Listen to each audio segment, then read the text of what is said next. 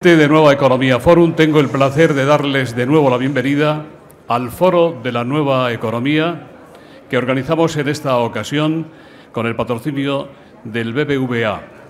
Hoy tenemos, como puede comprenderse, una enorme satisfacción, la de recibir por segunda vez a don Juan Manuel Santos, en esta ocasión como presidente de la República de Colombia. Va a ser presentado por el excelentísimo señor don Javier Rojo, presidente del Senado de España, pero antes les va a dirigir unas palabras durante unos minutos el presidente del BBVA, don Francisco González. La tribuna es suya.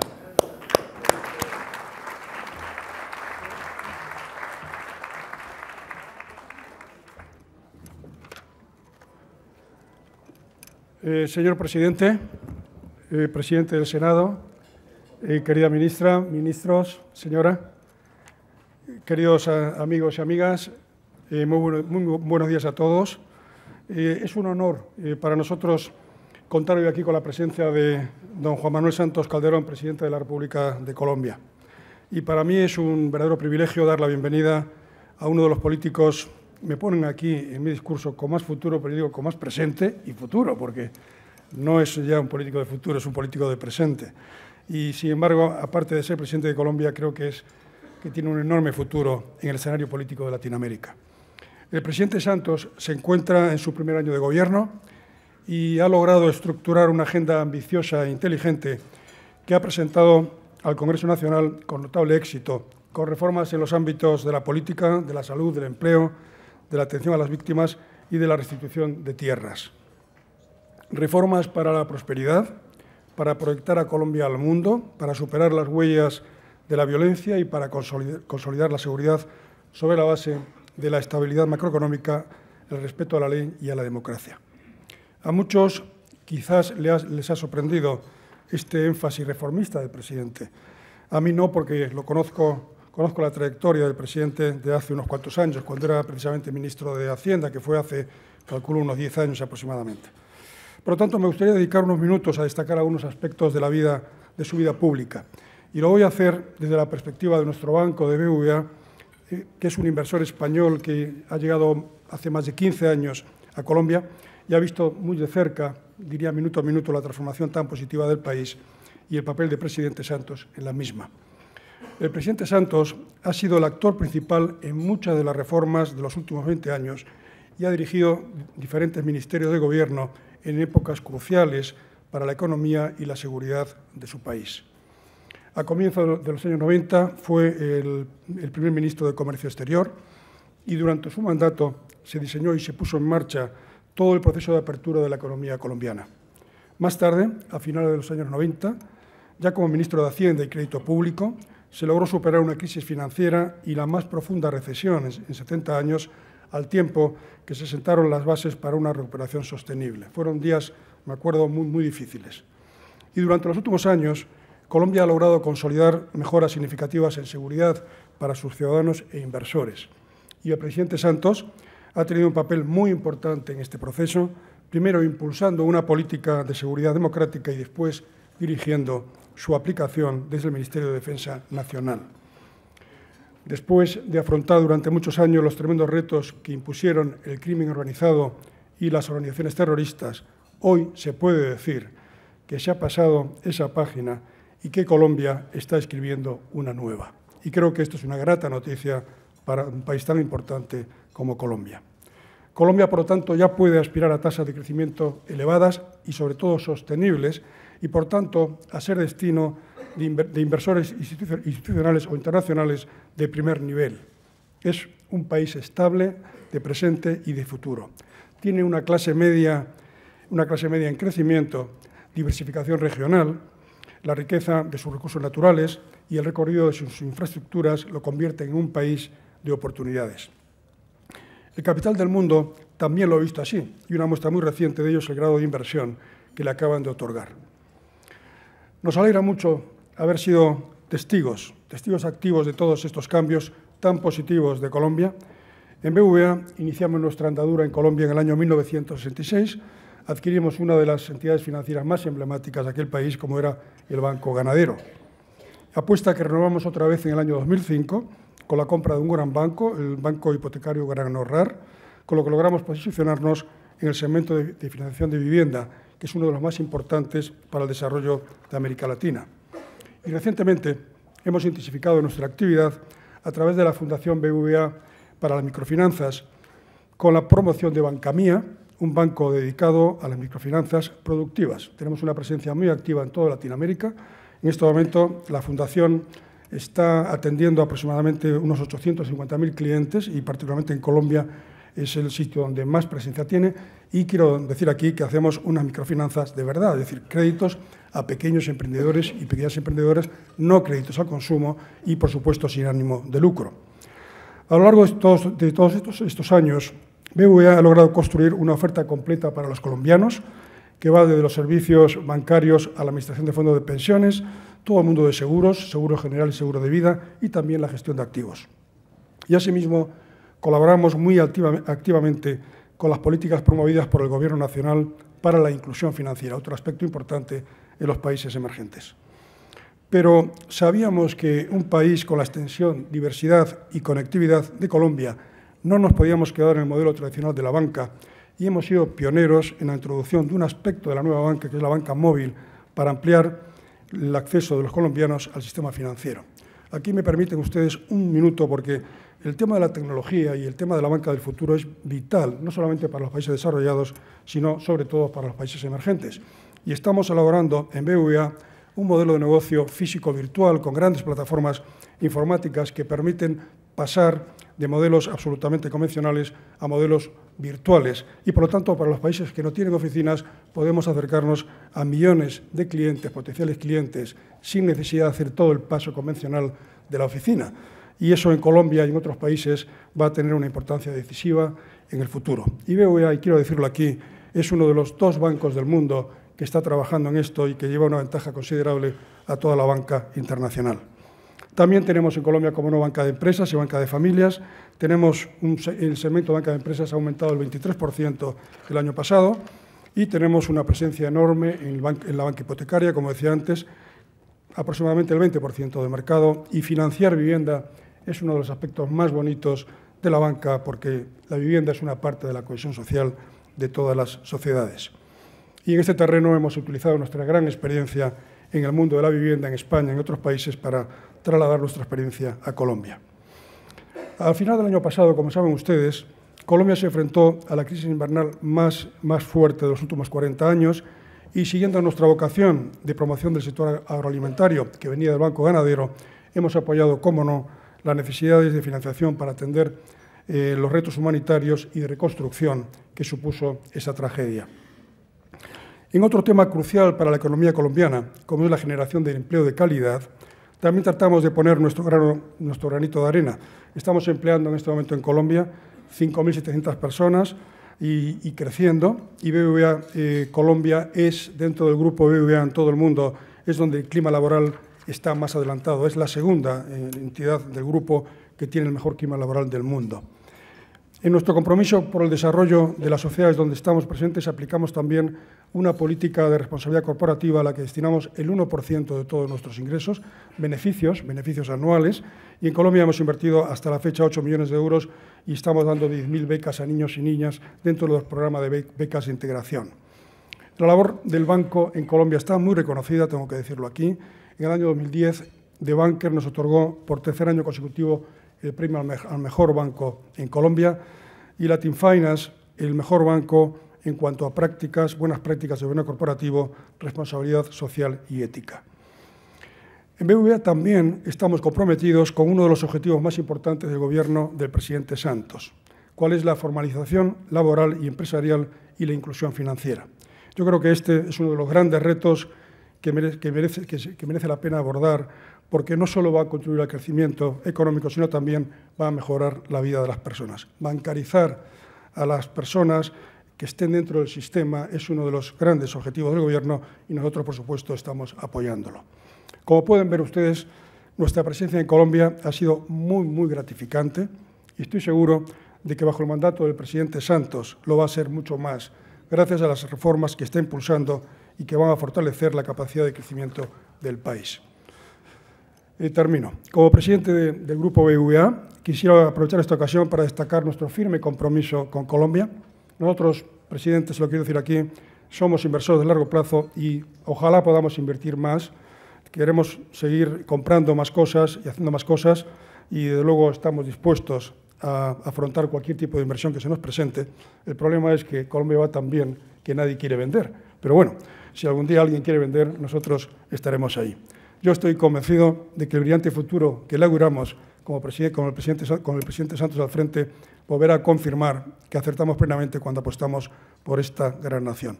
Y, por supuesto, quiero invitar aquí a todos los empresarios que ya han invertido en Colombia que sigan invirtiendo y a los que no han invertido que inviertan. El banco está dispuesto a financiar cualquier proyecto que ustedes quieran establecer en aquel país.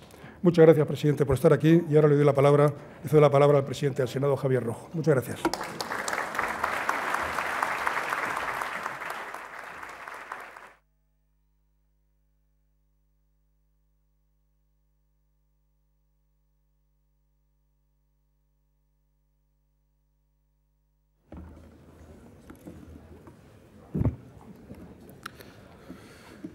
Buenas tardes, querido presidente, ministra de Defensa, Carmen Chacón, autoridades, queridos amigos y amigas. Es para mí un verdadero placer, presidente Santos, presentarle en esta su visita a España lo que considero que es el principal punto de encuentro para el intercambio de ideas en los ámbitos político, económico y social que existe en nuestro país. Y esta contribución de pensamiento colectivo es en gran medida obra de José Luis Rodríguez, que dirige y anima con gran acierto este foro y al que una vez más quiero felicitar por su tarea. Señoras y señores, es un honor presentar al presidente de un país, Colombia, con que nos unen muchas cosas importantes. Nos unen valores, nos expresamos en la misma lengua, compartimos buena parte de nuestra historia. Confío en que en el futuro sea también compartido entre nuestros dos países y estoy seguro de que la profundización de nuestra amistad lo hará posible. Colombia goza de una buena salud económica, como se ha podido demostrar en lo que acabamos de escuchar, y está considerado como uno de los estados más estables de la región, tanto desde el punto de vista de la seguridad jurídica como de la estabilidad macroeconómica.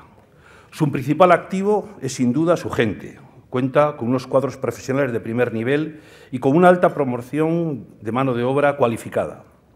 3 universidades colombianas figuran entre las más reconocidas y prestigiosas de toda Iberoamérica.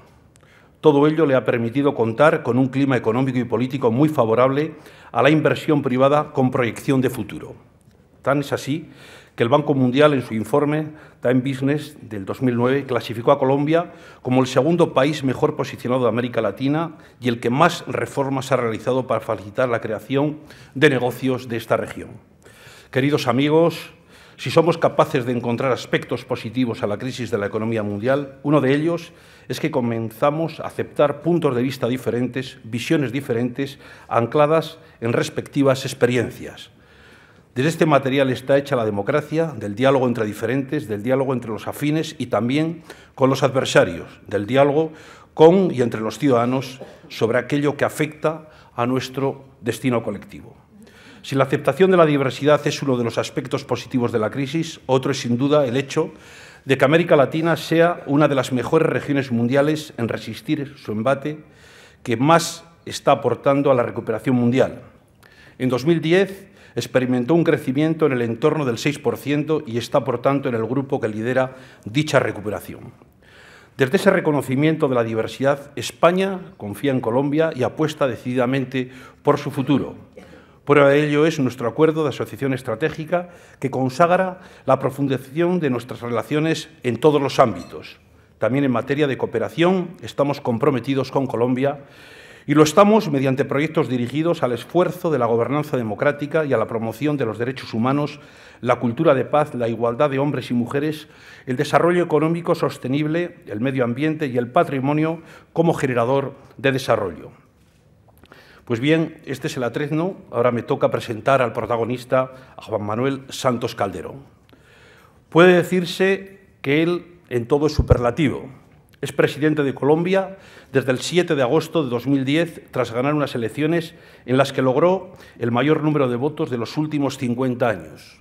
más de 9 millones, que representaron el 69,5% del total. Por si estas cifras no parecían lo suficientemente contundentes, les diré que el grado de aceptación que despierta entre la ciudadanía colombiana crece a medida que transcurre su mandato. Juan Manuel Santos Calderón es el mandatario americano mejor valorado. Así lo dice el reciente estudio de la firma consultora Vistovsky, publicado el pasado mes de marzo, que evalúa el grado de la aceptación de 20 mandatarios americanos. El único con evaluación sobresaliente fue Juan Manuel Santos, que en su 7º mes de su mandato logra un 77% de ciudadanos esté de acuerdo con su forma de gobernar, 4 puntos porcentuales más a los que obtuvo en su primer mes de gobierno. Santos Calderón encarna familiarmente la historia misma de Colombia, desde sus propios orígenes como país moderno. La heroína y prócer de la independencia de Colombia, María Antonia Santos Plata, era hermana de su tatarabuelo. Por otra parte, en vía materna, José Joaquín Camacho Rodríguez de Lago era tío abuelo de su tatarabuela. Este prócer y mártir tunjano fue quien escribió la primera declaración de independencia en 1810. Desde entonces, 3 presidentes de Colombia pueblan su árbol familiar: Climano Calderón Reyes, Eduardo Santos Montejo y el ya citado José Joaquín Camacho. Pertenece, pues, a la élite social, política y económica de Colombia, pero nada le ha sido regalado. Una sólida formación y una acreditada experiencia de éxitos lo avalan. Juan Manuel Santos estudió Economía, Administración de Empresas en la Universidad de Kansas, Estados Unidos, luego obtuvo el grado máster en Economía y Desarrollo Económico en la Escuela de Economía de Londres y el máster en Administración Pública de la Universidad de Harvard. Asimismo, obtuvo las prestigiosas becas de la Fundación Flügge en la Escuela de Fletcher de Derecho y Diplomacia de la Universidad de Tufts y de la Fundación Nieman de Periodismo en la Universidad de Harvard. Y así la formación es sólida, más lo es aún la experiencia como gestor público en los distintos departamentos ministeriales que ha dirigido. Como ministro de Comercio Exterior, en el gabinete del presidente Gaviria, en 1991, fue el artífice de la internacionalización de la economía colombiana y negoció 6 tratados de libre comercio con 5 países y la Comunidad del Caribe. Como ministro de Hacienda y Crédito Público, y en el final del mandato de Pastrana, año 2000, tuvo que afrontar la mayor crisis económica de los 50 años.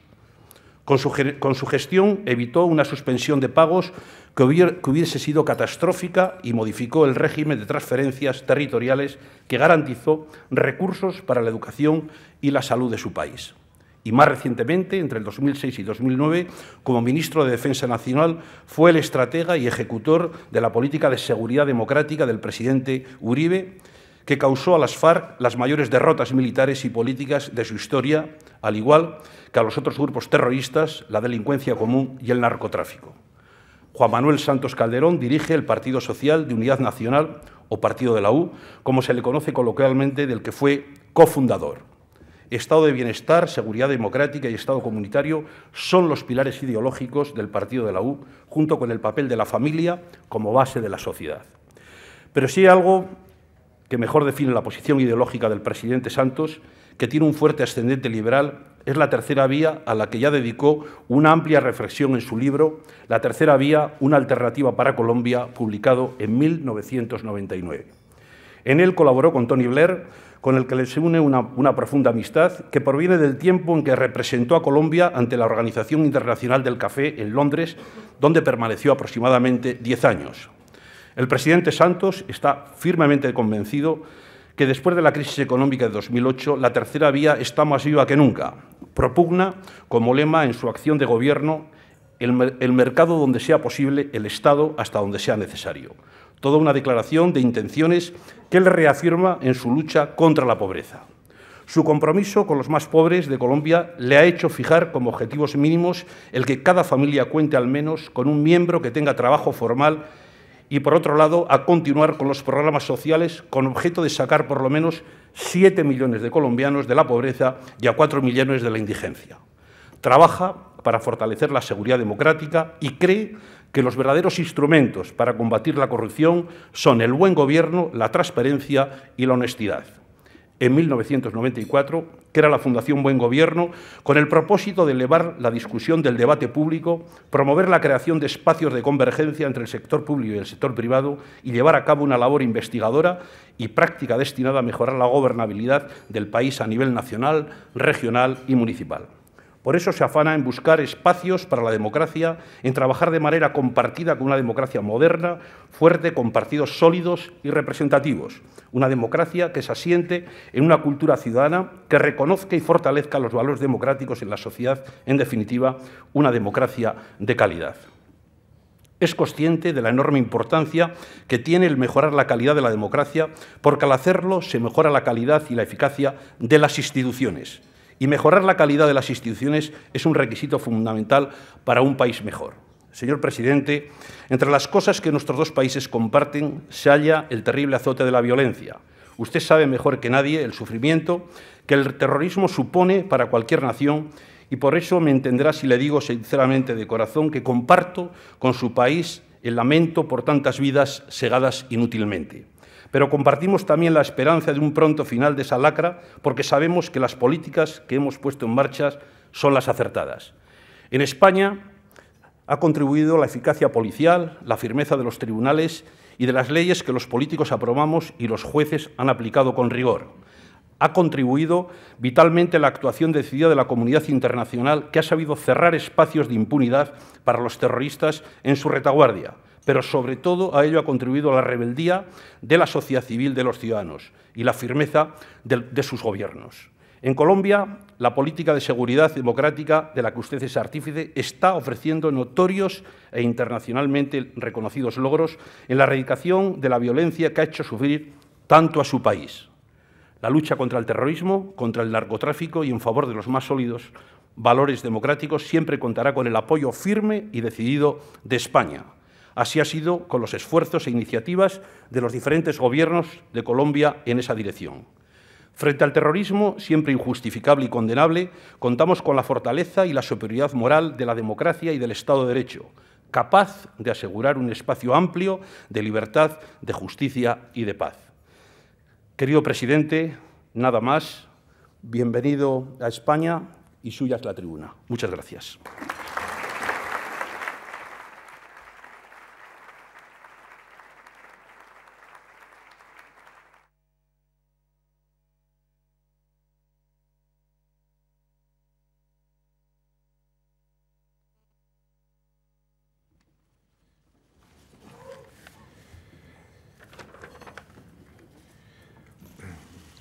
Muy buenas tardes. Quiero saludar muy especialmente a don José Luis Rodríguez, presidente de Nueva Economía Forum, y agradecerle muy sinceramente esta invitación y esta oportunidad. A nuestro querido amigo don Francisco González, presidente del Banco Bilbao Vizcaya,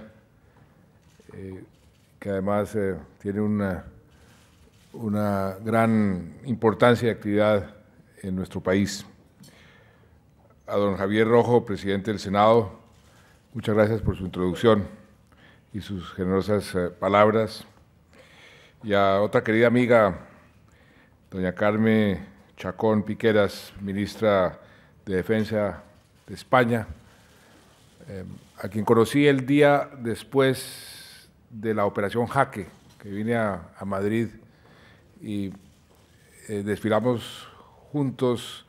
Ella estaba esperando su bebé y dije, para mí es un honor que una ministra de Defensa que está esperando un bebé marchar al toro militar. Qué bueno verte aquí otra vez. A todos ustedes un saludo muy cordial y decirles con mi señora que estamos muy complacidos de estar aquí en este gran país en nuestra primera visita oficial en compañía de varios miembros de nuestro gabinete. Esta visita le damos una gran importancia por ser España uno de los países con los cuales tenemos las mejores relaciones, pero como en toda relación siempre hay espacio para mejorarla y para fortalecerla, y eso es lo que esperamos de esta visita, salir con unas relaciones todavía mejores y más fortalecidas.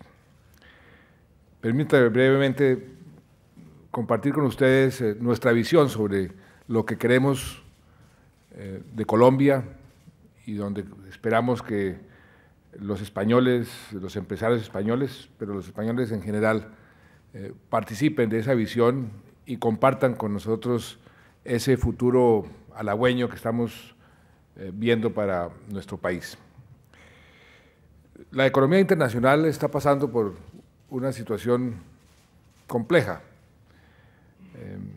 La economía está confusa.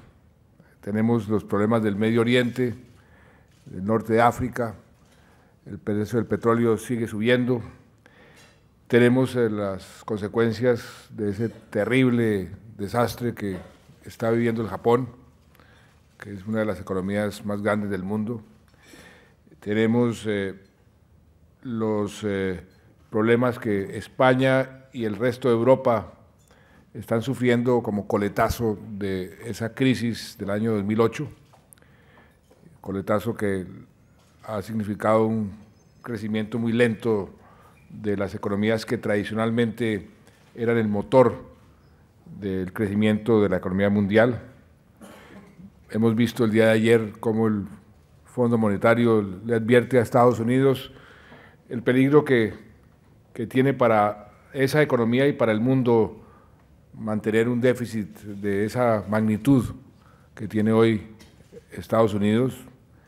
En fin, hay nubes negras en la economía mundial, pero también hay espacios que le dan al mundo una perspectiva más optimista y paradójicamente aquellos países que usualmente eran los países donde los capitales se iban rápidamente como las golondrinas porque no consideraban esos países seguros. Hoy se han convertido en el oasis a donde esos capitales van a resguardarse, son los países emergentes. El Asia y América Latina son las regiones hoy que el mundo entero está viendo como las regiones con más futuro, donde se está pronosticando el mayor crecimiento. Asia y América Latina se están convirtiendo en los motores, los nuevos motores del crecimiento a nivel mundial.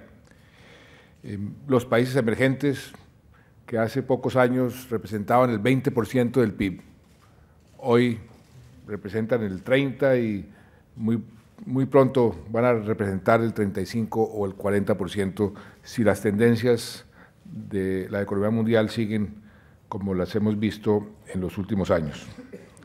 Dentro de ese panorama está América Latina y ahí hay como dos grandes zonas.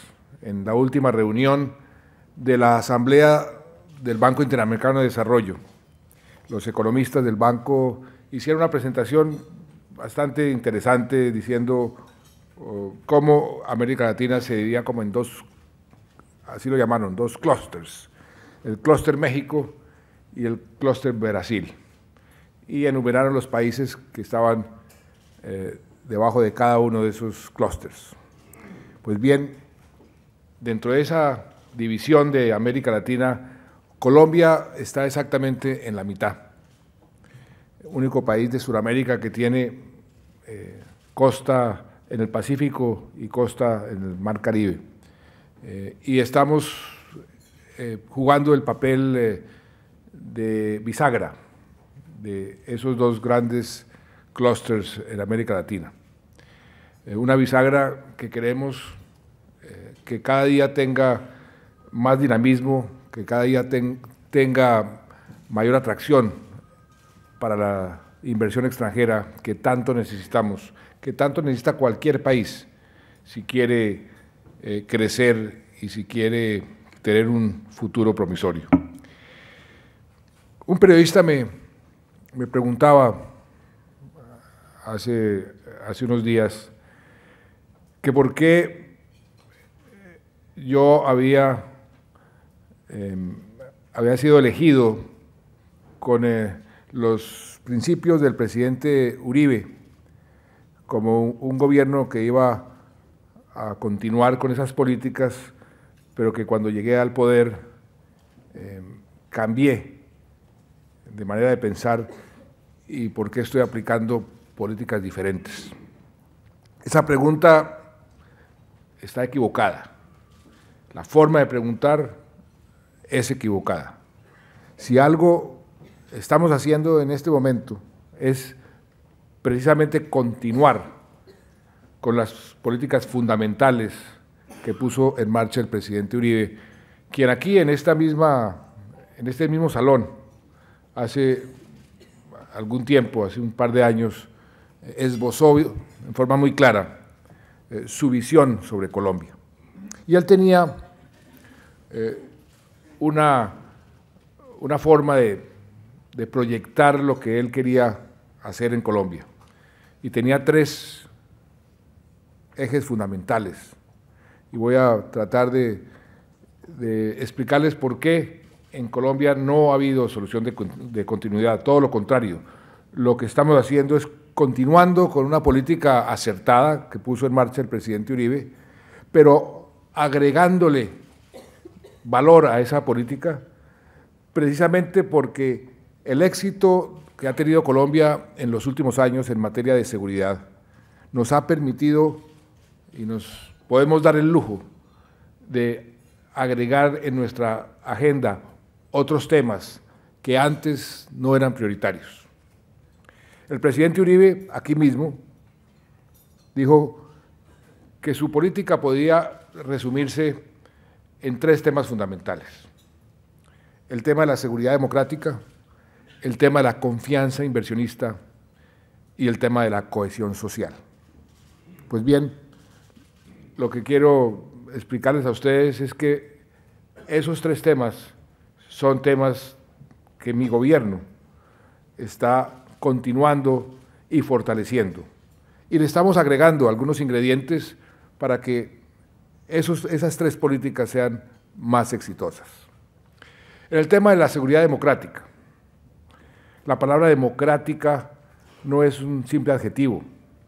La palabra democrática tiene 2 significados: la seguridad para todos los colombianos y la seguridad dentro de una política de respeto a nuestra Constitución y a nuestras leyes, de respeto por los derechos humanos. La política de seguridad democrática, en el fondo, es una política de defensa de los derechos humanos de los colombianos, comenzando por el derecho más importante, que es el derecho a la vida, el derecho a la libertad, el derecho a poderse expresar en forma libre, sin tener ningún temor. Esa política de seguridad democrática la estamos continuando y la estamos fortaleciendo. Todos los indicadores en materia de seguridad en el país, que durante el gobierno del presidente Uribe tuvieron una mejoría extraordinaria, siguen su tendencia positiva en materia de homicidios, en materia de secuestros, en materia de extorsiones, en materia de hurtos, cualquiera de los indicadores que se utilizan normalmente para medir la seguridad del país, eso continúa mejorando. Reconocemos que no estamos todavía en el paraíso. Reconocemos que grupos terroristas como las FARC no han sido derrotados. Estamos ganando, pero no hemos ganado todavía. Y ese paraguas de la Constitución y las leyes, del respeto por los derechos humanos, también lo hemos continuado. Hoy en día Colombia es una democracia donde el respeto por los derechos humanos es una prioridad. Nuestras fuerzas militares, nuestras fuerzas armadas, nuestra policía, nuestro ejército, nuestra marina, hoy son reconocidos como instituciones que han asimilado el respeto por los derechos humanos como pocas instituciones y en un tiempo muy corto que les ha permitido poder decir que su legitimidad se ha acrecentado en los últimos años. No en vano, cuando hacen cualquier tipo de encuesta sobre la popularidad, la favorabilidad de las instituciones en Colombia, quienes siempre aparecen en primer lugar, por encima de los medios de comunicación, por encima de la propia Iglesia, son las Fuerzas Armadas de Colombia. Eso demuestra cómo ha evolucionado la imagen que algunos han querido imponerle a nuestras Fuerzas Armadas, pero eso refleja también cómo las Fuerzas Armadas se han venido ganando el corazón del pueblo y cómo su legitimidad cada día es mayor. Pues eso es lo que nosotros hemos continuado y eso es lo que queremos fortalecer cada vez más para lograr un país en paz, un país pacífico. Como les decía, no hemos llegado al otro lado del río, nos falta todavía. Todavía hay zonas en el país donde hay problemas, pero vamos avanzando con legitimidad, sin retroceder, hasta llegar, que ese es el sueño de todos los colombianos, a tener un país totalmente pacificado. En ese proceso tenemos el apoyo del pueblo colombiano. El 97% del pueblo colombiano rechaza a estos grupos terroristas y por eso nuestro mandato, y así salimos elegidos, es el de continuar dándole cada vez más seguridad a los colombianos por una sencilla razón, porque con el presidente Uribe lo discutimos muchas veces, compartimos un precepto fundamental que los propios romanos lo decían cuando se inventaron la República. La primera ley de la República debe ser la seguridad. Si esa ley no funciona eficazmente, las demás leyes se vuelven inocuas. Por eso ustedes pueden tener la total seguridad que nosotros vamos a continuar con esa política de seguridad democrática, donde yo tuve el inmenso honor de participar como parte fundamental del gobierno del presidente Uribe en la aplicación de esa política. El segundo tema que el presidente Uribe mencionaba, la confianza inversionista.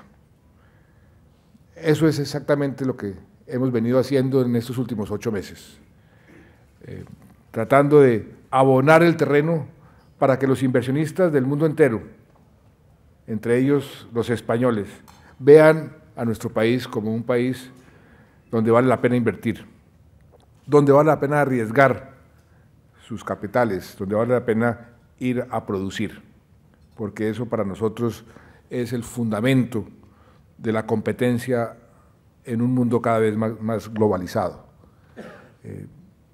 En un libro fascinante que acaba de publicar Francis Fukuyama, él decía cómo a través de la historia, antes la competencia entre los países era por la primacía militar y las estrategias militares, pero que el mundo de hoy, la verdadera competencia se da por la tecnología, por la competitividad, por la inversión. Por eso para nosotros atraer inversión, hacer sentir a los inversionistas como en su propia casa, es una política fundamental. ¿Y qué estamos haciendo para eso? Estamos acabando de arreglar esa casa, de volverla cada vez más atractiva, a través de políticas que nos aseguren un crecimiento alto, sostenible en el tiempo, y poniendo en marcha políticas que a los inversionistas les den garantías y se sientan seguros, con estabilidad en las reglas del juego. Yo digo con cierto humor que si una persona dicen que es predecible, la reacción es, esa persona debe ser muy aburrida, si es predecible, si uno sabe exactamente lo que va a decir o lo que va a hacer. Pues bien, en materia de inversión extranjera, nosotros queremos volvernos un país aburrido, o sea, un país predecible, un país donde sepan que las reglas de juego son claras y son estables. Y para eso hemos puesto en marcha todo un plan de desarrollo y estamos haciendo aprobar por el Congreso una serie de reformas que están abonando el terreno para que cada vez más el país sea más atractivo para la inversión, para el crecimiento, porque además, dentro del tercer objetivo, la cohesión social, la parte social, si no hay riqueza, si no hay una economía que produzca bienestar, ese bienestar no se puede repartir, no se puede ser socialmente más aceptable. Ese plan de desarrollo se puede resumir, así como lo resumía el presidente Uribe, en 3 puntos. Nuestro plan de desarrollo se puede resumir en más seguridad, más empleo formal y menos pobreza. Y ahí hemos puesto en marcha una serie de políticas que tal vez por primera vez en la historia de nuestro país, desde que la Constitución del 91 obliga a la presentación de un plan de desarrollo que en este momento se está discutiendo en el Congreso.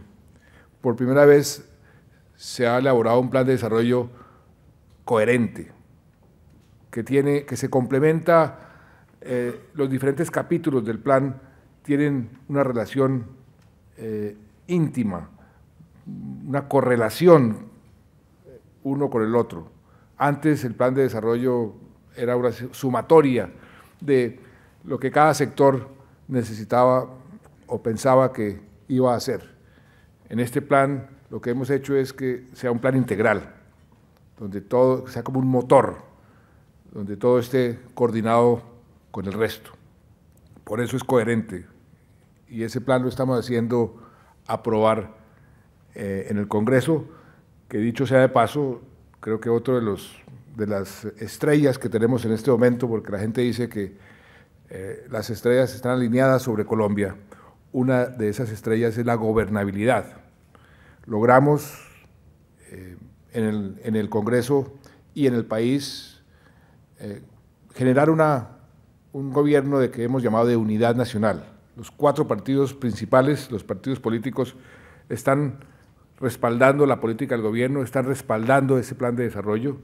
Tenemos cerca del 85% del apoyo en el Congreso, lo cual nos ha permitido aprobar reformas que antes eran un sueño, que nadie se había atrevido a presentar al Congreso porque era un imposible político.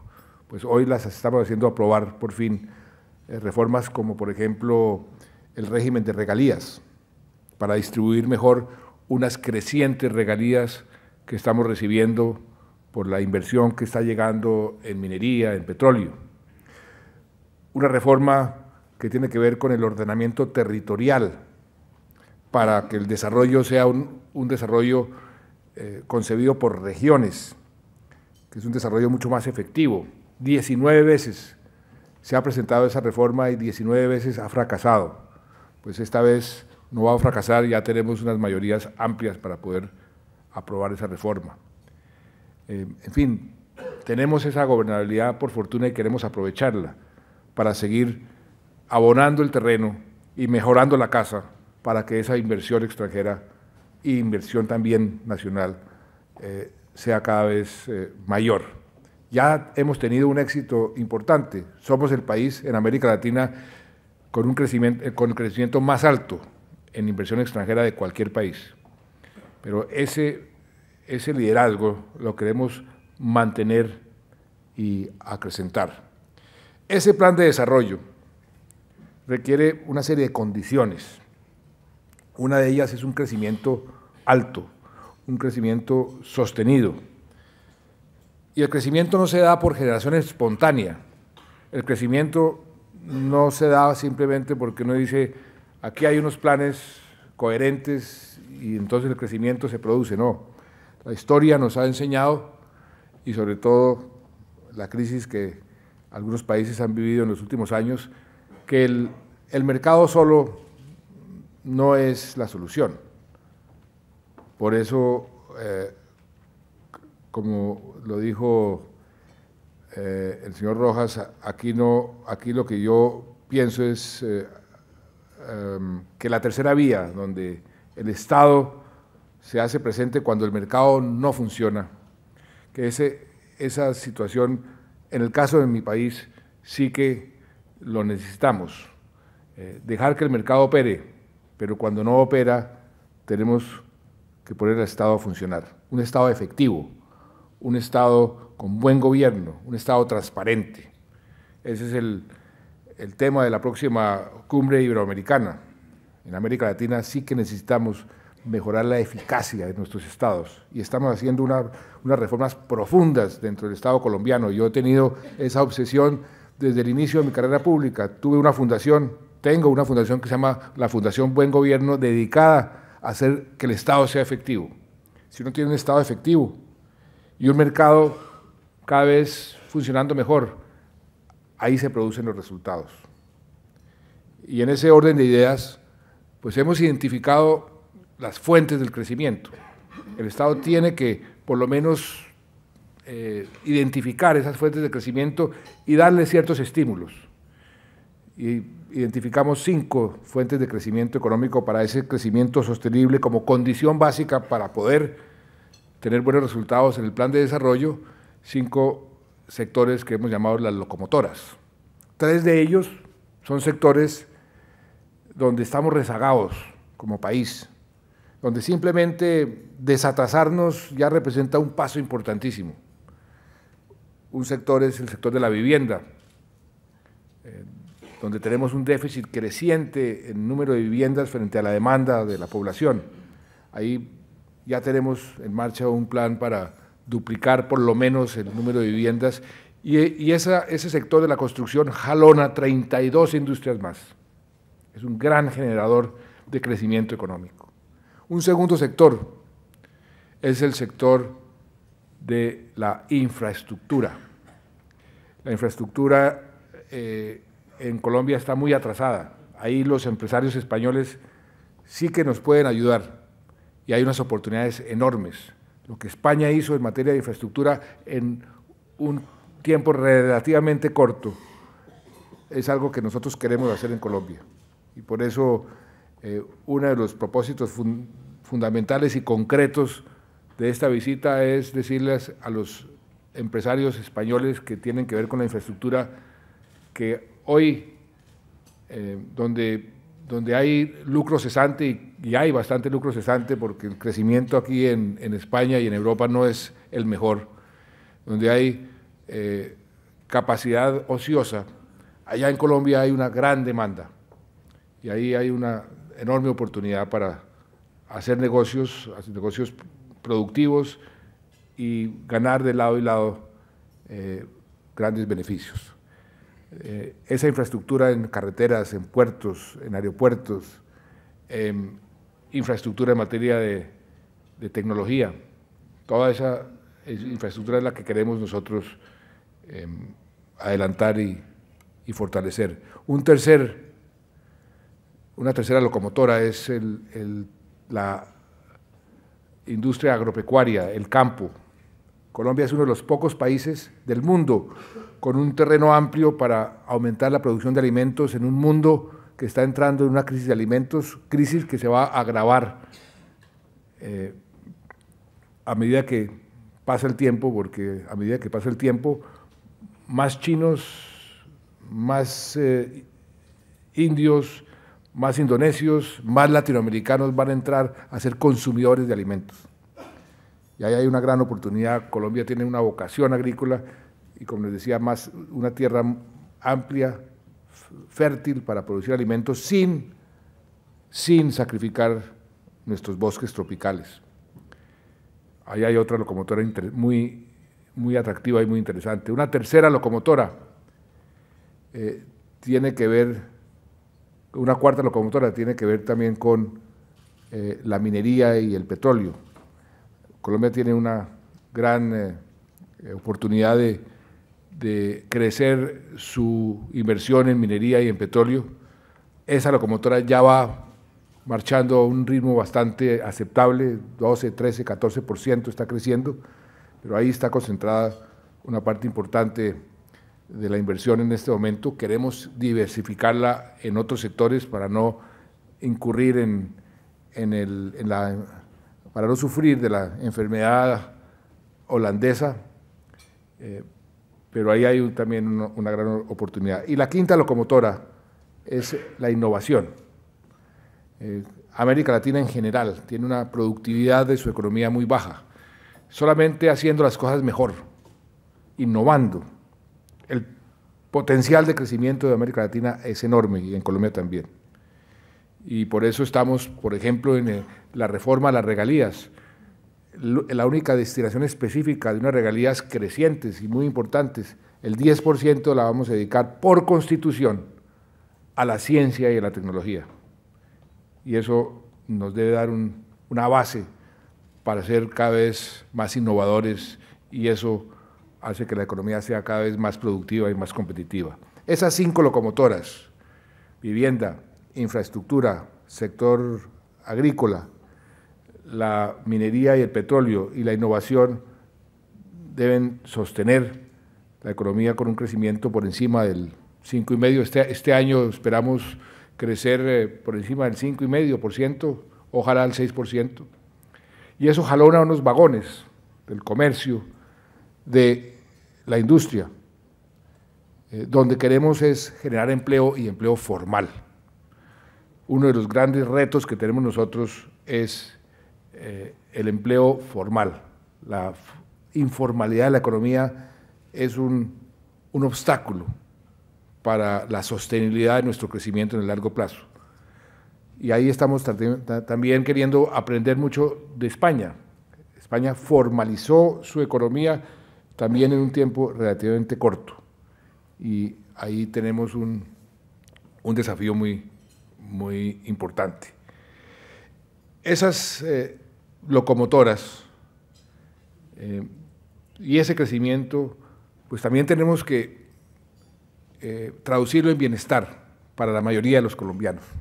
Y esa es la otra pata de ese trípode de nuestro plan de desarrollo: menos pobreza, menos desigualdad. Colombia es un país muy desigual, con grandes desequilibrios. América Latina ya de por sí es un continente que tiene ese gran defecto. Hay unas enormes inequidades. Y dentro de América Latina, Colombia es uno de los países más desiguales. Por eso, si ustedes me preguntan cuál es mi prioridad dentro de todo esto, yo diría esa pata, el avance en los indicadores sociales, menos pobreza, más equidad. Y para eso hemos puesto en marcha toda una política concreta. Por ejemplo, nosotros tenemos una pobreza extrema totalmente inaceptable. 16,5% de nuestra población vive en pobreza extrema. Queremos bajar esa pobreza extrema a menos del 9% en los próximos 3 años y medio. Tenemos diseñados planes concretos con número de familias, 350,000 familias, y tenemos ubicadas esas familias en el territorio nacional para hacer de nuestro país un país más equitativo, porque eso también es un obstáculo para el crecimiento. Está comprobado por todas las teorías económicas que un país con desigualdades extremas le queda mucho más difícil crecer en forma sostenida. Por eso también una de las condiciones fundamentales de nuestro plan es combatir las desigualdades. Estamos poniendo en marcha una ley muy audaz, una ley que tiene que ver con la reparación de las víctimas de la violencia y con la restitución de tierras. La gente se pregunta, ¿por qué esta ley? ¿Por qué estamos nosotros en este momento apostándole a la reparación de las víctimas y a la restitución de la tierra de aquellos campesinos que fueron desplazados por la violencia si nuestro conflicto no ha terminado? La razón es muy sencilla y muy fácil de explicar. Con esa ley, reparar unas víctimas que han sufrido en las últimas décadas, casi que siglos, la violencia en Colombia, porque hemos sido uno de los países más violentos del mundo. Con eso vamos a sanar heridas, sanar las heridas que se han venido abriendo y creciendo a través del tiempo, precisamente por la violencia que nos ha azotado. En la medida en que nosotros podamos comenzar a reparar esas víctimas y podamos sanar esas heridas, vamos a poder ver el futuro con mucho más optimismo y dedicarnos más a trabajar por el futuro que a pensar en el pasado. Hay diferencias fundamentales entre los asiáticos y los latinoamericanos que muchos escritores señalan. Una de ellas es, miren lo curioso, los asiáticos piensan el 80% del tiempo en el futuro y solamente se dedican a pensar y a hablar el 20% del tiempo sobre el pasado. En América Latina es a la inversa. Nosotros hablamos el 80% de nuestro tiempo sobre el pasado y solamente el 20% sobre el futuro. Pues bien, yo creo que Colombia y que América Latina pensemos más en construir futuro, pensemos más en cómo podemos construir un mejor futuro, en lugar de estar sacándonos los clavos sobre el pasado. Yo digo, yo no quiero que en cada plaza de cada pueblo en Colombia haya unas madres de la Plaza 1 de Mayo clamando por justicia después de la violencia que hemos vivido. Y una forma para evitar eso es reparando las víctimas y devolviéndole la tierra a aquellos campesinos que fueron desplazados por los violentos, por el narcotráfico, por el paramilitarismo, por la guerrilla de sus parcelas. Hay una ventaja. Nosotros tenemos tierras muy importantes, muy fértiles, que hemos incautado al narcotráfico. Pueden ser más de 2 millones de hectáreas que vamos a devolverle a los campesinos. Ahí no hay que expropiarle a nadie. Y tenemos baldíos, tierras baldías que podemos titular a esos campesinos, porque hay también un mensaje muy claro. Nadie en Colombia que tenga un título legítimo sobre la propiedad de una tierra tiene por qué tener el más mínimo temor. Todo lo contrario. Parte del mensaje y lo que queremos hacer es garantizar la propiedad privada, garantizar los títulos de propiedad, tener reglas de juego estables en ese frente. Pero esa oportunidad la queremos aprovechar y por eso estamos aprobando esa ley que hoy debe estar discutiéndose en su última fase en el Senado de nuestro país. Ya pasó la Cámara de Representantes, ya pasó la primera comisión del Senado y no le falta sino un debate en el Senado para convertirse en ley de la República. Eso nos debe ayudar a pensar más en el futuro, a pensar más en cómo mejorar el bienestar de la mayoría de los colombianos. Y un paraguas que está cobijando toda esta política tiene que ver con nuestras relaciones internacionales, con nuestra política exterior. Ahí hemos querido jugar un papel proactivo para mejorar las relaciones con nuestros vecinos y para colocarnos como país en un sitio de relevancia en la discusión internacional. Somos un país con activos muy importantes que infortunadamente el mundo no los ha conocido porque durante demasiado tiempo nuestra política exterior se redujo a defendernos de los titulares de los periódicos, de las carátulas de las revistas que nos señalaban como un país paria, como un país campeón del narcotráfico, del secuestro, de la violencia. Y no era simple percepción, era una realidad, pero una realidad que ya quedó en el pasado. Lo que queremos es mostrar esa nueva realidad colombiana, esa nueva Colombia. Y nuestra política exterior queremos convertirla en una política proactiva. Por eso lo primero que hicimos fue arreglemos los problemas de la región. ¿Quién iba a querer invertir en Colombia si se hablaba de guerra con Venezuela? Si se hablaba de guerra con el Ecuador, una región convulsionada. Por eso dimos el paso para restablecer las relaciones con Venezuela, con Ecuador, dentro de un espíritu de respetarnos las diferencias. Con Venezuela y con el presidente venezolano pues tenemos diferencias muy profundas en manera de ver las cosas sobre ciertos temas, pero las personas que se respetan las diferencias pueden tener una relación cordial, llevadera, y aún un par de países que tienen más de 1.200 kilómetros de frontera están obligados a tener buenas relaciones si quieren que los dos pueblos, el venezolano y el colombiano, progresen. Y eso fue lo que decidimos con el presidente Chávez, respetarnos nuestras diferencias.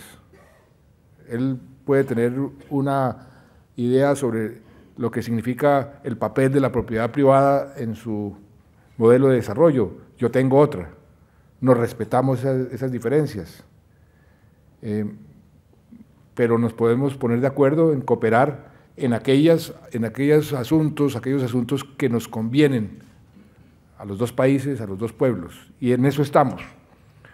La última reunión que tuvimos el sábado pasado, la tercera reunión desde el 10 de agosto del año pasado, que nos reunimos por primera vez, hicimos todo un inventario sobre cómo avanzamos en los diferentes temas, y hemos avanzado mucho en el tema comercial, en el tema de la infraestructura, de cómo podemos conectar la infraestructura venezolana con la colombiana, cómo podemos hacer proyectos conjuntos Colombia-Venezuela para producir bienes que no estamos produciendo, cómo podemos conectar el gas de Venezuela, el petróleo de Venezuela con un puerto en el Pacífico. Ahí requerimos poliductos, gasoductos, oleoductos, carreteras. Una enorme posibilidad, enorme oportunidad. Con Ecuador tenemos un comercio muy fluido. Hay hoy en día unas relaciones totalmente normalizadas. ¿Y qué ha significado eso? Pues que la región la ve el mundo entero como una región que está progresando, que se puede poner de acuerdo en cosas fundamentales. ¿Quién iba a pensar que Colombia iba a presidir UNASUR hace 6 o 8 meses? O que, por ejemplo, lo que sucedió el sábado, que vino el presidente Lobo de Honduras a Cartagena y se entrevistó con el presidente Chávez, por primera vez se conocieron. ¿Y eso qué produjo? Que se va a arreglar un problema que tiene la OEA, que tiene la cumbre iberoamericana, y era que Honduras no hacía parte de esa organización porque lo vetaban una serie de países, y eso producía un fraccionamiento en la integración de nuestros países. Eso se va a arreglar. Entonces estamos queriendo tener una política exterior proactiva. Fuimos a Estados Unidos la semana pasada en materia comercial, por ejemplo. Esta última semana ha sido una semana excepcional. El martes pasado se aprueba en el Senado mexicano el Tratado de Libre Comercio, la extensión, la profundización del Tratado de Libre Comercio con Colombia. El miércoles, la canciller envía la nota diplomática al Canadá, notificando al Canadá que la Corte Constitucional le dio vía libre al Tratado de Libre Comercio con Canadá, y apenas se responde a esa nota, entra en vigencia el Tratado de Libre Comercio con Canadá.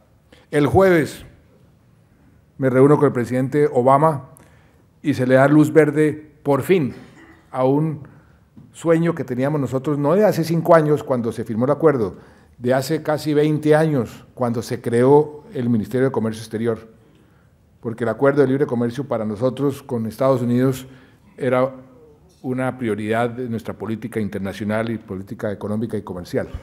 Finalmente, el jueves de la semana pasada, se logró esa luz verde. El sábado nos reunimos con el presidente Chávez, acordamos extender el paraguas jurídico que cobija nuestras relaciones comerciales, mientras negociamos un nuevo acuerdo, porque el 21 de abril Venezuela deja de ser parte de la Comunidad Andina de Naciones. Hoy por la tarde se va nuestro ministro de Comercio Exterior a Bruselas a inicializar el Tratado de Libre Comercio con Europa, que esperamos, y yo no tengo palabras como agradecerle a España el apoyo que nos ha dado para que ese tratado sea una realidad. Yo espero que a finales de este año o a principios del año entrante. Pero al mismo tiempo estamos profundizando nuestra integración con los países de la cuenca del Pacífico en América Latina, México, Chile, Perú y Colombia, en el llamado Arco, los países Arco del Pacífico. El próximo 28 de abril nos reunimos los 4 presidentes a tomar la decisión de profundizar esa integración. ¿Con miras a qué? También a aprovechar el Asia y el Pacífico. Todo eso forma parte de nuestra política exterior.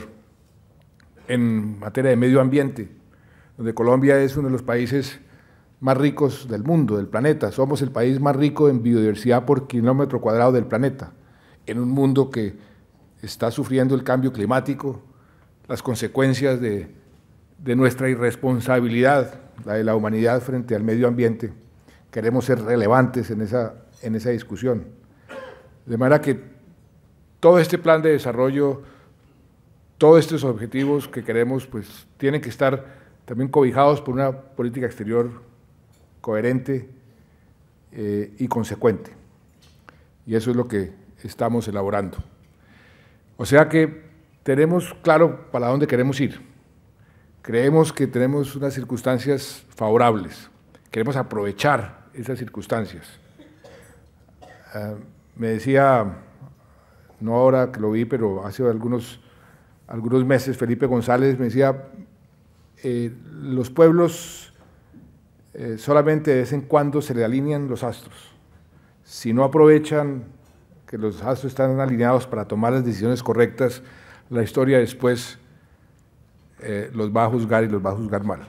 Pues bien, creo que los astros están alineados para Colombia y nosotros queremos aprovechar esa alineación y queremos poner en marcha esas políticas que después podamos recoger los frutos. Y creemos que vamos por buen camino, pero no lo podemos hacer solos. Necesitamos la ayuda de la comunidad internacional, la ayuda de países como España y de inversionistas y empresarios como los españoles, que han sido ya unos socios importantes. Muchos de ustedes han tenido una presencia grande en Colombia, conocen a Colombia, saben de su potencial. Por eso los invito a que continúen creyendo en Colombia, creyendo en ese pueblo colombiano que, como aquí se dijo, es lo mejor que tenemos, nuestro pueblo, nuestra gente. Con la ayuda de ustedes estoy seguro que ese rumbo y esas estrellas alineadas nos van a representar un gran beneficio. Muchas gracias.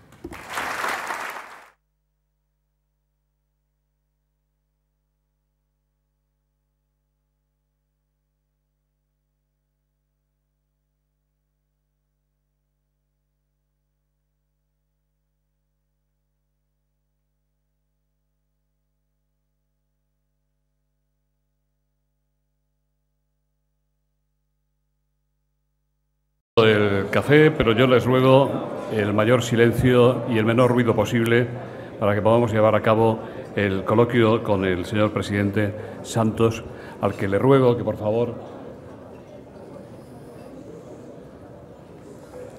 suba a la tarima.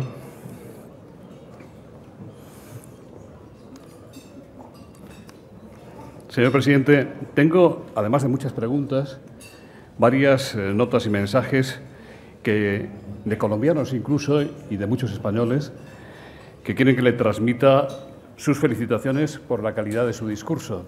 Hay muchas expectativas también por sus respuestas que yo le agradecería que en lo posible sean breves para que podamos afrontar un mayor número.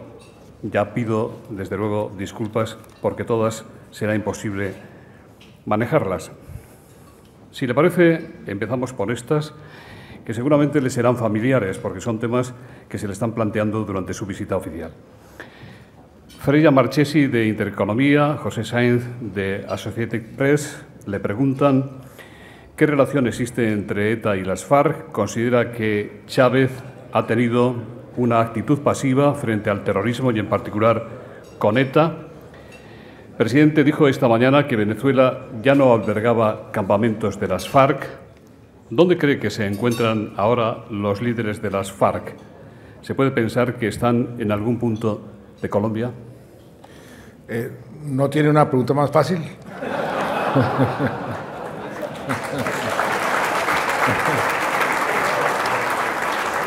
Presidente, usted puede con esto y con mucho más, estamos seguros. ETA y FARC, sí hay una relación, eso está comprobado. Lo que hemos descubierto, por ejemplo, en los computadores de dos terroristas, Raúl Reyes y el mono Jojoy, en ambos computadores hacen referencia directa a esa relación. Videos que hemos incautado donde las FARC le hacen homenaje a ETA. Eso, a mí no me cabe la menor duda de esa relación.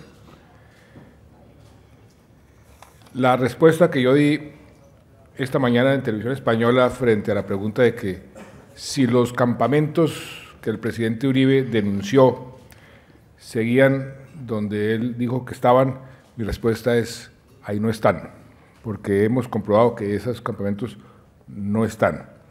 El presidente Chávez me ha ratificado en varias ocasiones, y la última vez fue el sábado pasado, que él no permitiría presencia de grupos terroristas en su territorio. Es más, el día de ayer nos entregó 2 guerrilleros que habían asesinado a 3 infantes de Marina en la frontera y se habían escapado al lado venezolano, y nos lo entregó. Nos ha entregado otros miembros de la guerrilla.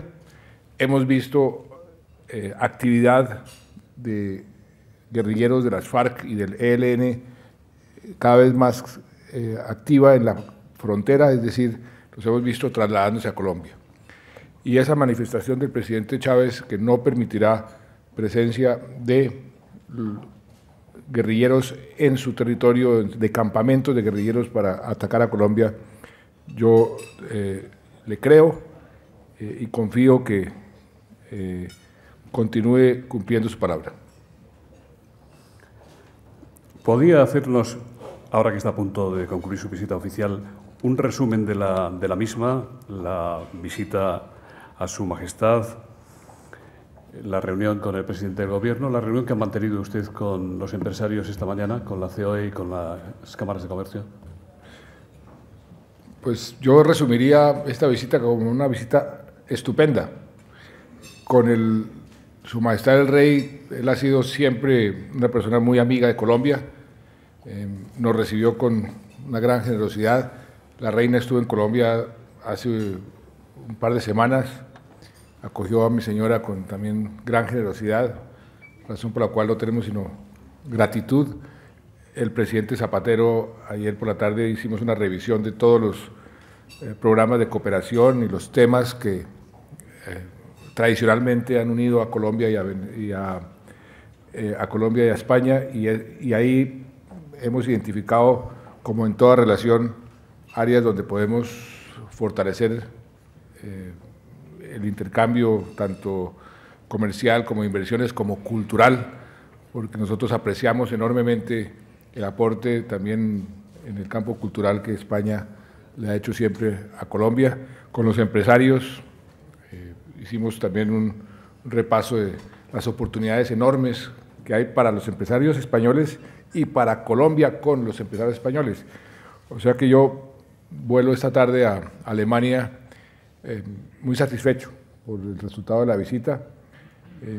Lo que queríamos era venir a España, demostrarles nuestro respeto, la admiración y la amistad que sentimos por España y por los españoles, y creo que esa misión se ha cumplido y nos vamos muy satisfechos.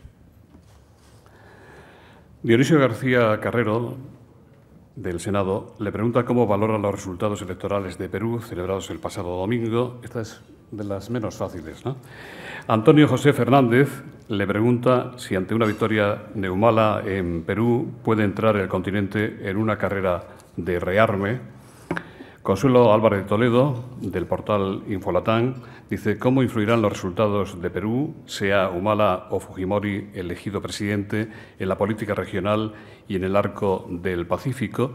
Y hay quien va más lejos y le pregunta quién cree que va a ganar las elecciones en Perú. Yo tengo como costumbre no entrometerme en los asuntos internos de los países y en este caso pues sería políticamente incorrecto hacer comentarios sobre cuál puede ganar o cuál quiero yo que gane.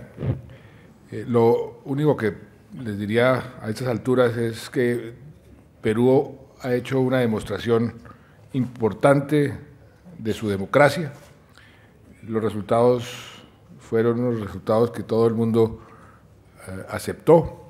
Eso es un paso muy importante en la consolidación de la democracia en América Latina y yo espero, para bien del Perú y para bien de América Latina y para bien de Colombia, que quien gane la segunda vuelta entienda la importancia de continuar con la integración, por ejemplo, colombo-peruana. Con Perú tenemos unas magníficas relaciones, estamos integrándonos cada vez más, hay unas economías complementarias y, por ejemplo, lo que estamos haciendo con el Grupo del Arco del Pacífico es algo que nos beneficia a todos y yo espero que quien gane entienda que continuar por ese camino es lo apropiado para el Perú.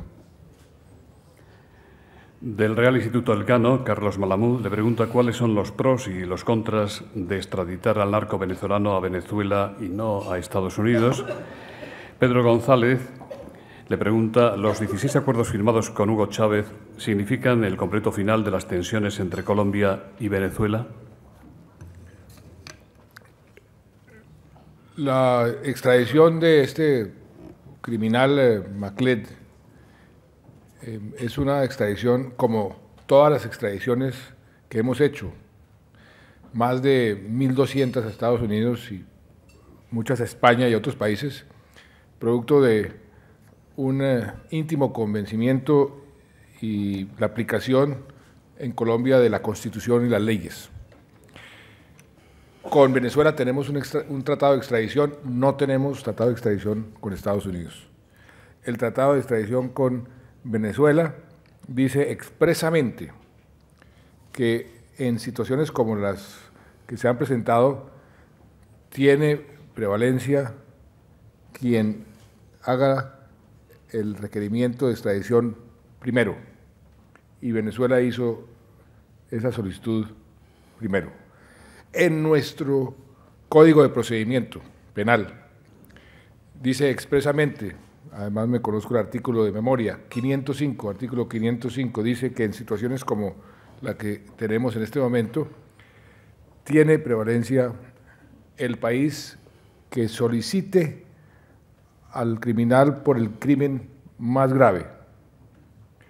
Y la Corte Suprema de Justicia, al autorizar la extradición de este criminal, o de este supuesto criminal, dijo expresamente que el crimen de homicidio por el cual lo está pidiendo Venezuela es más grave que el crimen de narcotráfico por lo cual está pidiendo Estados Unidos.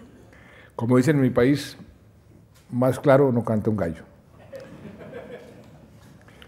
Y sobre la segunda pregunta, que si pensamos que las diferencias con Venezuela se terminaron, pues yo espero que las relaciones con Venezuela sean cada vez mejores. Con el presidente Chávez, el día que nos encontramos con la canciller y el canciller venezolano en Santa Marta, pusimos como unas reglas de juego en esta relación. Decirnos las cosas con toda la franqueza, como debe ser cualquier relación, marido, mujer, socios, también entre países. Decirnos las cosas con franqueza y respetarnos las diferencias. Y yo le dije, yo no me voy a volver un revolucionario bolivariano, y yo no creo que él se vuelva un un santista empedernido. Tenemos diferentes formas de ver muchos asuntos. Por ejemplo, el sábado pasado, con toda la franqueza, yo le dije, ni siquiera me mencione el caso de Libia. Ahí no nos vamos a poner de acuerdo. Usted tiene una forma de pensar, yo tengo una completamente diferente. Entonces, este es un tema donde no nos vamos a poner de acuerdo. Y si respetamos esas diferencias, pues podemos cooperar en aquello donde sí estamos de acuerdo para el bien de nuestros pueblos.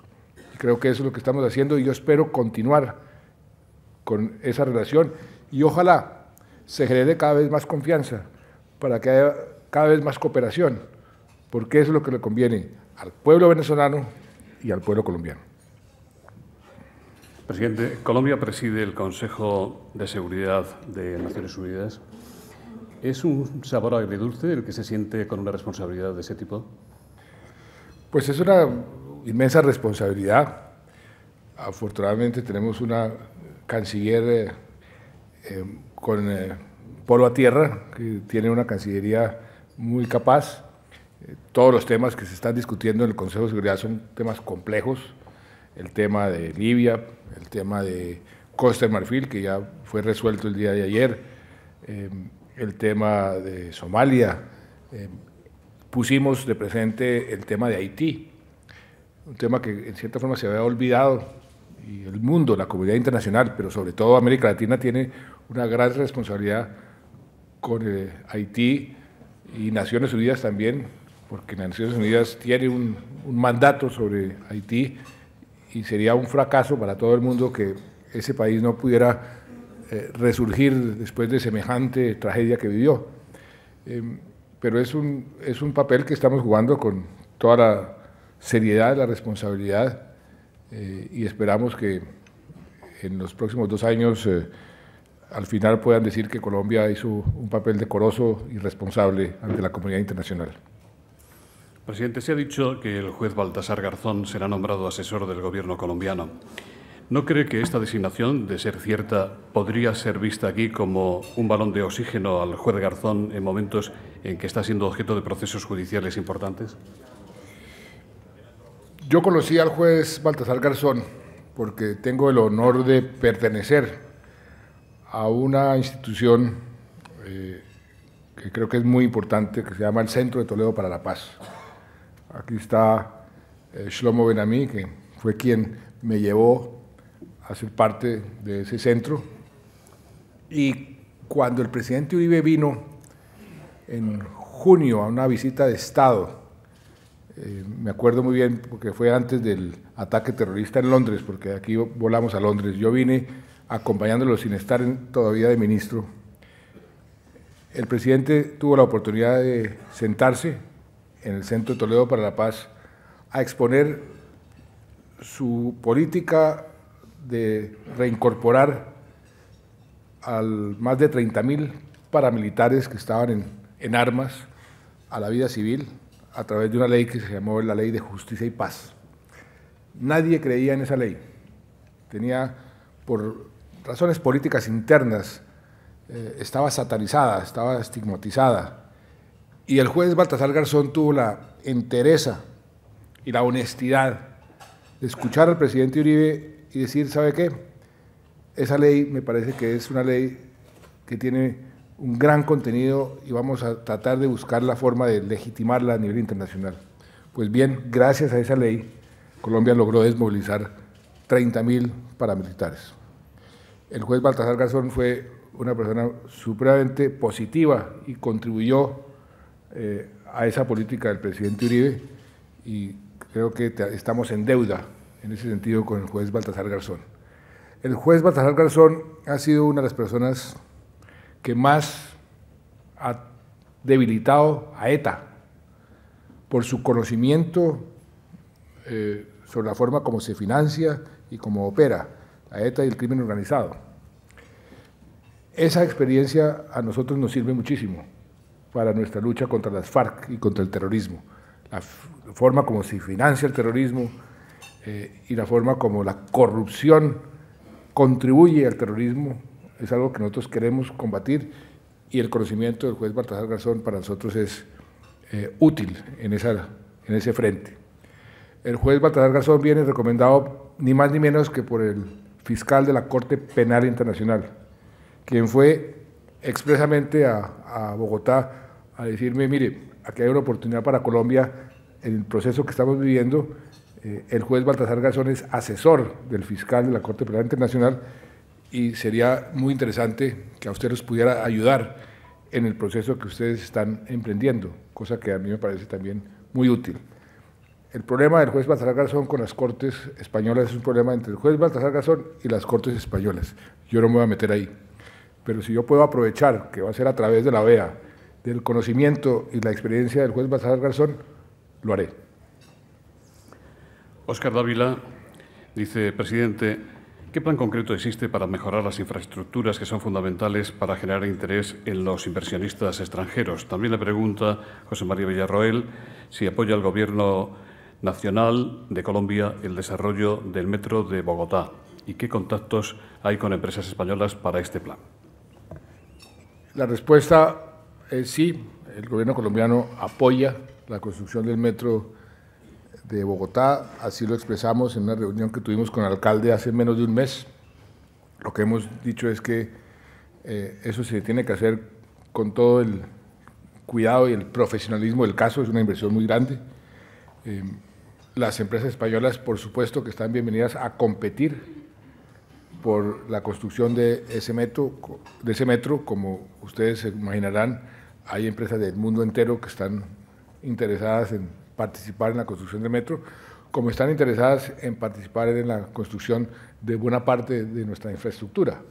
Yo he venido aquí a España a decirle a las empresas españolas, ustedes tienen una experiencia y una capacidad demostrada y una experiencia muy importante, tienen muchas posibilidades de ganar buena parte de esas licitaciones y nos gustaría mucho, por su conocimiento, por la afinidad que hay con los empresarios españoles, que participaran en todas esas obras.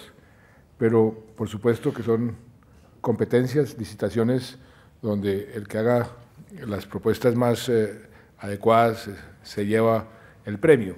Lo que yo les puedo garantizar a los empresarios españoles es claridad y transparencia en las reglas de juego, para que gane en franca lid el mejor.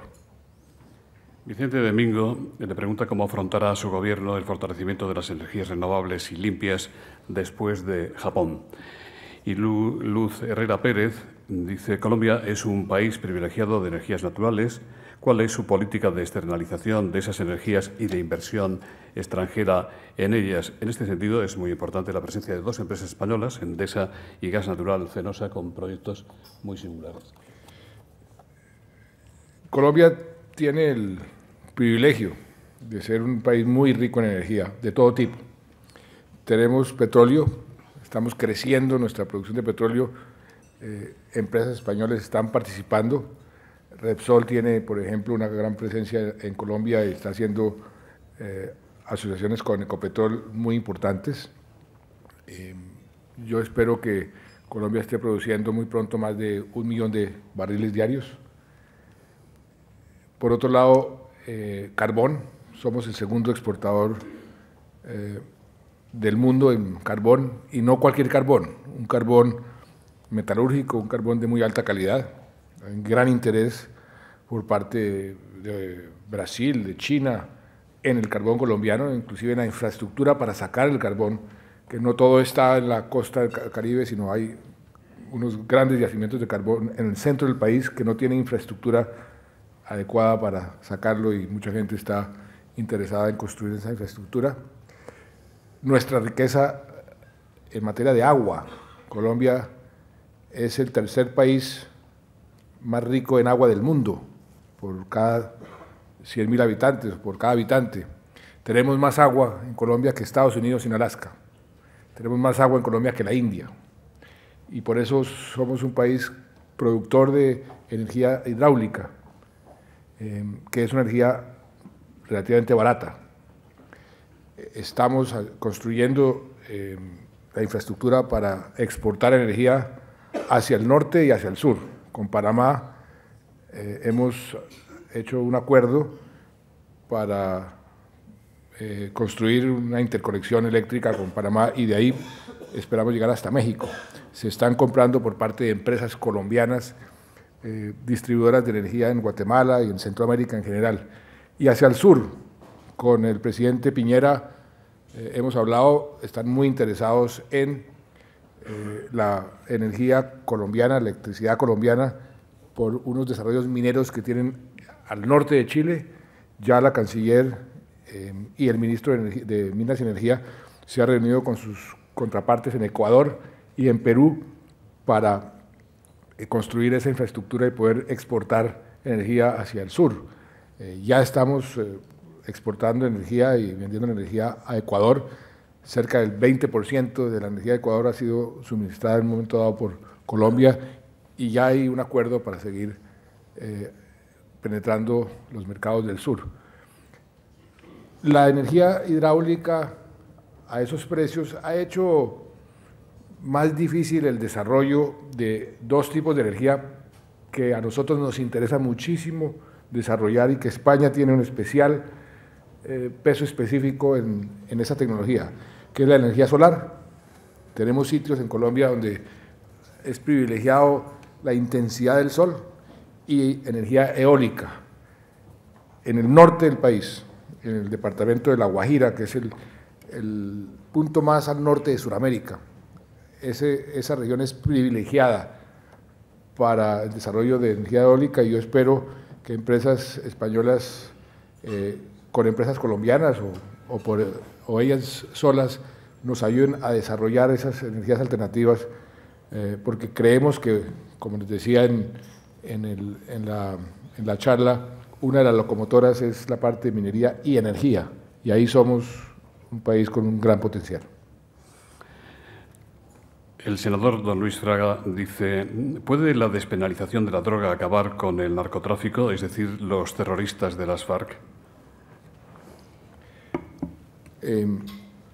La legalización de la droga es una de las propuestas, de las muchas que se están haciendo para replantear la política antidrogas del mundo.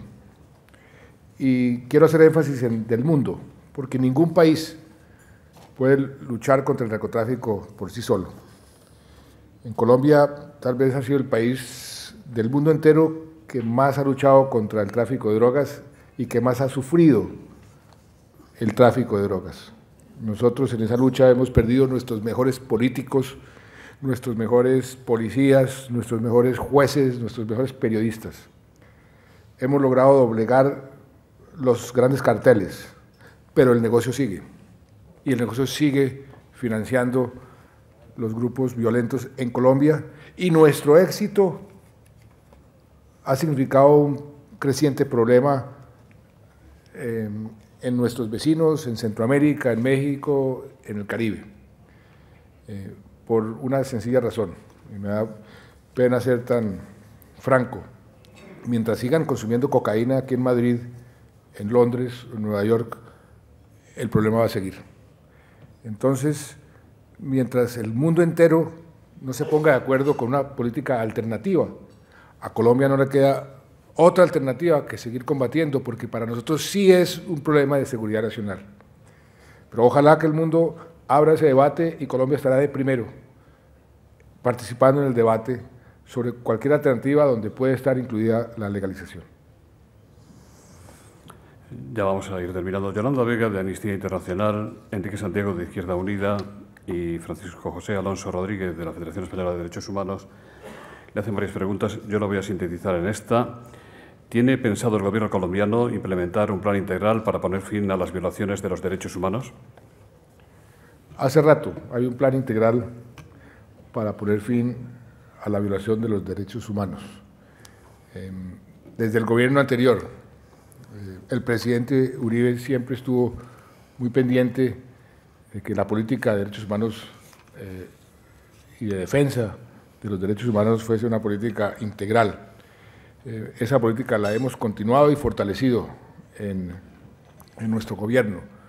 En Colombia creemos en la democracia, creemos en los principios que informan la democracia y uno de esos principios que está consignada en nuestra Constitución Nuestra Constitución es tal vez una de las más garantistas del mundo entero en materia de los derechos, de la defensa de los derechos fundamentales de los ciudadanos. Inclusive, nuestra lucha contra el terrorismo, por eso les decía que la seguridad democrática tiene esa definición, una de las definiciones democrática quiere decir respetando la Constitución y las leyes, una Constitución muy, muy garantista, que muchas veces hace más difícil la lucha contra el terrorismo, pero esa lucha no puede ser sostenible en el largo plazo si no tiene legitimidad. Eso lo entendemos en Colombia con plenitud, con convencimiento, y por eso ustedes van a ver un progreso permanente, como lo han reconocido hasta los más severos críticos del Estado colombiano. Han reconocido el avance muy importante que hemos hecho en materia de violación de los derechos humanos. Hoy sigue violación por parte de algunos grupos criminales de los derechos humanos de nuestros compatriotas, pero los estamos combatiendo con toda la contundencia.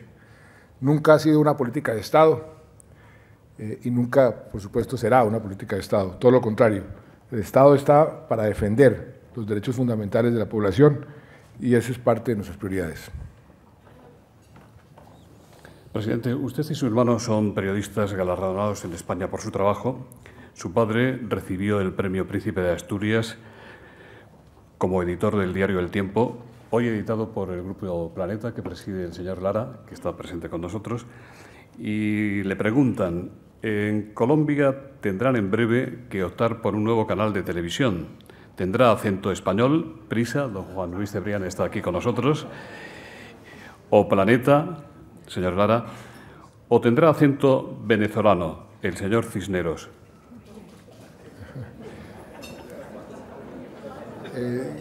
¿Quién hizo esa pregunta? Presidente, dice prensa.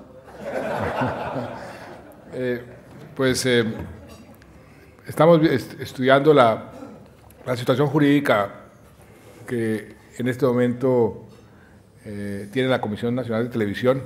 Lo que nosotros queremos es que haya más canales, que haya competencia y ojalá tenga acento español, pero si tiene acento venezolano, bienvenido también, pero ahí lo que queremos es más competencia, más canales y que el pueblo colombiano pueda gozar de una mejor televisión y la calidad de la televisión española está garantizada.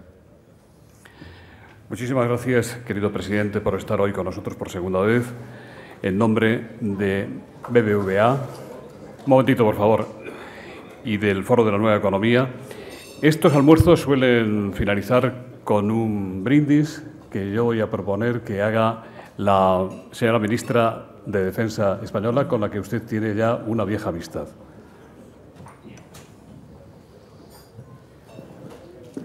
De forma sorpresiva, pero que siento como un honor, presidente Santos, José Luis Rodríguez me pide que haga este último brindis. Me voy a tomar una licencia personal.